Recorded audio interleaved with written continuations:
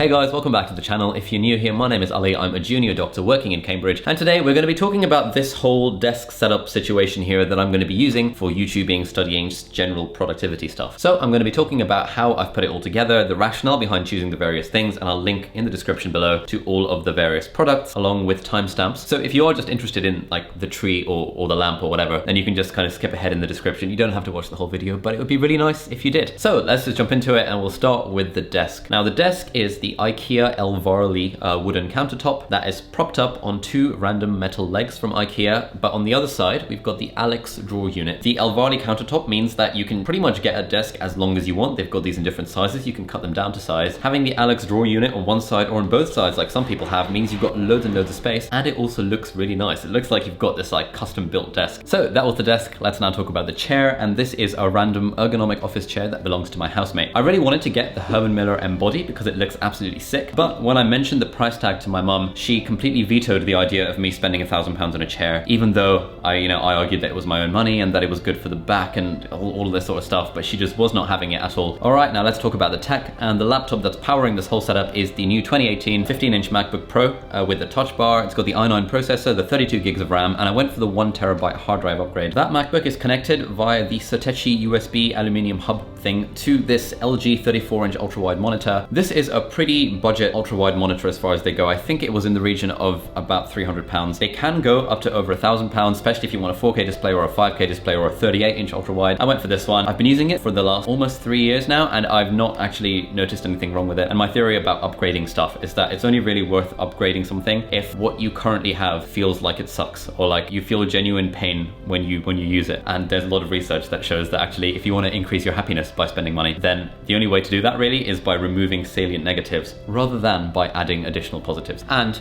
you'll notice that little pipe thing is covering up the power cable and the HDMI cable, and I think it looks quite cool. You can't really see it from a distance, and if you do, it sort of looks like it's kind of the monitor is floating in midair. Right, let's talk about peripherals now, and for my trackpad I'm using the Apple Magic Trackpad, and on the other side I've got the Logitech MX Master. This is the standard tech YouTuber mouse, and I actually like combining the mouse with the trackpad. I use the trackpad for like scrolly things because it's got really nice smooth scrolling on it, but also if I'm editing in Final Cut I use the trackpad to swipe through the timeline. So I feel kind of cool, like I've got my little command center leaning back on my chair, I've got the mouse in one hand, the trackpad in the other, and it just feels like a nice experience to edit videos. And for the keyboard I'm using the original Apple wireless Bluetooth keyboard thing, which I bought in like 2009 from a friend of mine, and I've literally been using it these last 9 years. I have not looked back. It's absolutely incredible. On the desk, I also like to have my old 2015 Retina MacBook Pro. This thing is still great. I take it to work these days because I'm not overly worried if something bad happens to it, but it still works absolutely amazingly for pretty much anything I want to do on a computer other than hardcore video editing.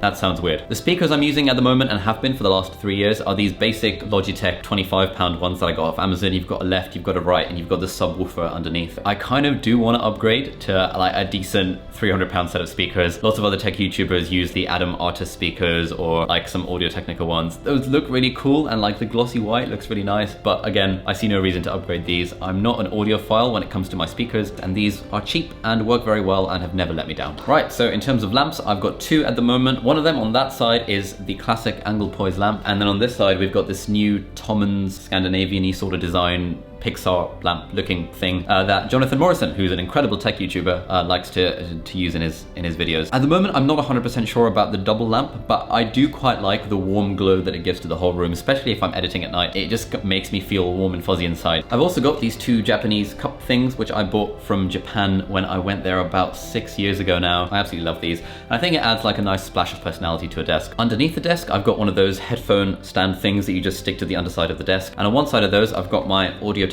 M50x's, which I use for audio editing when I'm doing music stuff, and on the other side I put my stethoscope and like NHS lanyard and like Bluetooth headphones that I take to work. Let's now talk about the plants. So I've got this fake Ikea potted plant. Again, this is like, it's pretty much required purchasing for anyone who wants to be a tech YouTuber. Literally everyone has these. This is great.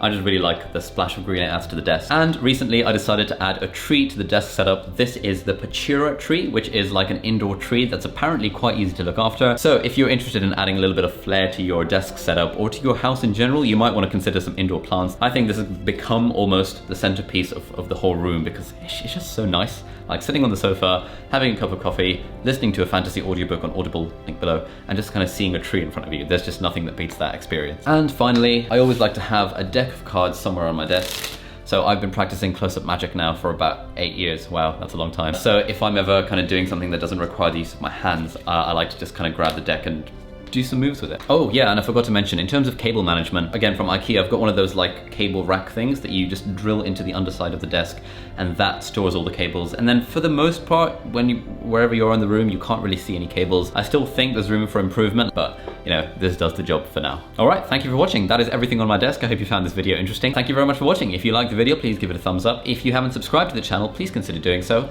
I've now started working as a doctor, so I make vlogs about what life as a doctor is like, but I'm also kind of making a few tech videos about kind of apps that I use productivity-wise and what I've got on my iPad, all of that sort of stuff. I'll put some more links in the description below. So yeah, thanks for watching, and I'll see you in the next video. Goodbye.